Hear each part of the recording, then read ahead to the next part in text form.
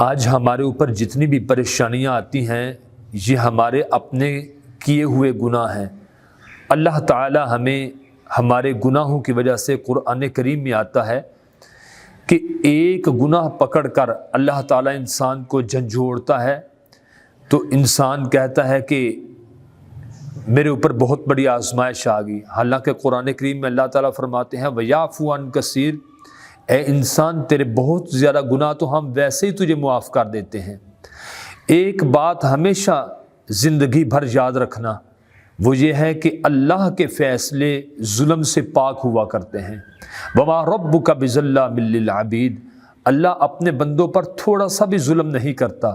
آج چوری کی تو بندے نے بندے کی چوری کی، قتل ہوا بندے نے بندے کو قتل کیا، ڈکیتی کی بندے نے بندے کو نقصان دیا۔ اللہ تو اپنے بندوں کو نقصان نہیں دیتا۔